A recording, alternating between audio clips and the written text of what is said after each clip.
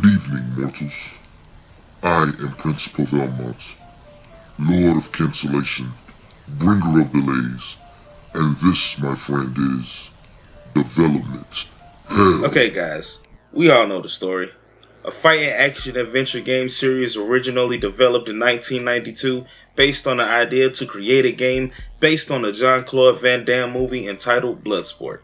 Like seriously, these two guys were like, hey, you seen that movie Bloodsport?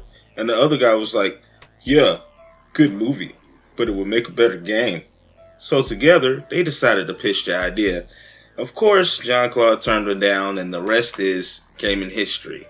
But today, guys, we're focusing on the little talked about topic of the Mortal Kombat movies. The Mortal Kombat movies have become something of an abandoned child or a Brussels sprout casserole that sits in a refrigerator too long. Yeah, but let's talk about the behind the scenes action. Lawrence Kasanoff, an American filmmaker, founded Lightstorm ENT in 1990 with James Cameron, and in 1993, Threshold ENT, who would later go on to own the film rights of Mortal Kombat and also produce or executive produce films such as The Ghoulies 3, True Lies, Food Fight, and Lego's Atlantis. Production began in 1994 with it being slated for a May 95 release with the PG-13 rating. And except for a few script changes and unplanned CGI inserts, it went off without a hitch, but was pushed back to August of 1995 in order to be a summer hit. I mean, we almost had Cameron Diaz as Sonya. Could you imagine it? But on August 18, 1995, Mortal Kombat premiered and was #1 at the box office for 3 weeks, becoming at the time the #1 video game movie. It has since dropped to the 8th place behind Sonic, Detective Pikachu, and the Angry Birds movie. After a worldwide intake of 122 mil, production on Mortal Kombat 2, dubbed Annihilation, began immediately in 1996 with the keyword more. More fights, more special effects, more outworld, just more everything. And although the story picks up immediately where the first film left off, almost the entire cast was changed, except for Robin Shou and Talisa Soto, who played Liu Kang and Kitana respectively, and Keith Cook, who portrayed Reptile in the first film. In the second, he was Sub-Zero. Also rated PG-13, Mortal Kombat Annihilation released on November 21st, 1997 to a #1 debut. But after a worldwide intake of just over 51 mil, the general consensus was, this movie is bad. At the time, Robin Shou, the actor who played Liu Kang, had a contract for a 3-picture deal, with production on Mortal Kombat 3 to begin shortly after Annihilation's release.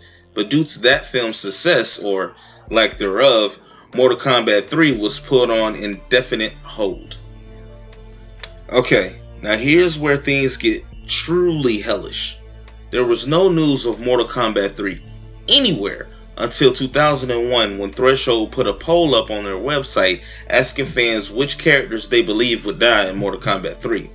All was silent still until in 2009, Lawrence Kasanoff sued Midway in bankruptcy court over what he claimed were his own IP parts of the franchise, trying to reserve copyrights to certain characters and retain the rights to create projects based on the franchise while insisting a third movie was underway.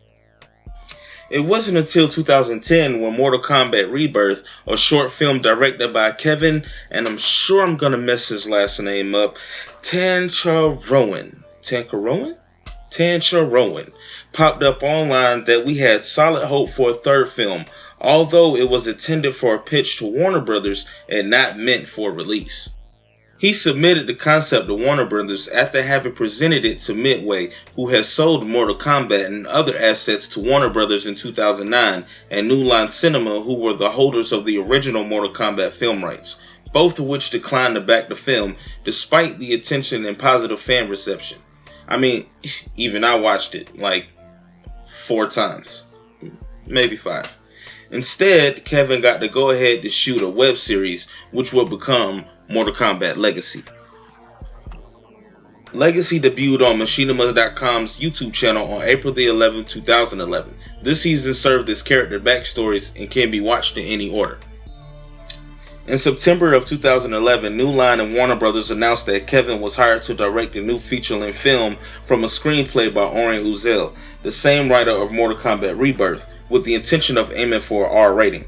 Shooting was expected to begin in March of 2012, with the budget projected at between 40 and 50 million and a release date of 2013.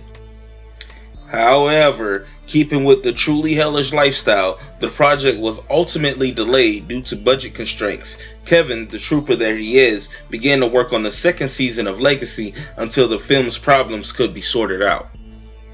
That second season would go on to premiere on September 26, 2013, covering the actual tournament. In October of 2013, Kevin left the film and the series due to lack of progress on the reboot film. However, on March 27, 2014, he told Nerd Reactor that both he and Warner Brothers are still planning a season 3 with him directing. In 2015, martial arts trainer and stunt coordinator Garrett Warren and actor Casper Van Dien confirmed their involvement in the new season and that filming had begun on January 19, 2015. It was supposed to be released in 2016, but this did not happen, and no other information regarding the third season has since been released. It was announced in August 2015 that James Wan has signed on as producer of the film's reboot. Simon McCoy was hired as director in November 2016, marking his feature directorial debut, with Greg Russo writing the script. Russo tweeted in February 2019 that the film's script was complete. In May 2019, it was announced that the film had entered pre-production and would be shot in Southern Australia with a release date of March 5, 2021, with an R rating, and that the game's fatalities would finally be on the big screen. I mean, did you hear that? I mean, you got Sub-Zero ripping, you got Scorpion get over here, you got Johnny Cage's nut punch. I mean, all of that blood, guts, gore, and more.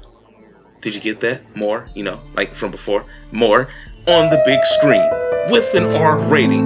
What could be better than that? And here we are in 2021 with March 5th literally moments away, and we have promotions, trailers, and even a set in stone release date of April 16th, 2021. Do you hear the excitement in my voice? I can't stop it from getting so high-pitched. It's a magical moment. It's happening for me. It's happening for you. It's happening for us. Oh my gosh, I can't believe it. Things are finally shaping up well for the new movie. But is it going to be able to escape the clutches of Lord PeeVelMont? Is the new Mortal Kombat movie going to be the hit its predecessors dreamed of? What do you think? Leave your comments below. What other projects should we check up on here in development hell? Like, subscribe, and hit the bell for updates. And in case I don't see you, good night all, be safe, and as always, have a hellish good time.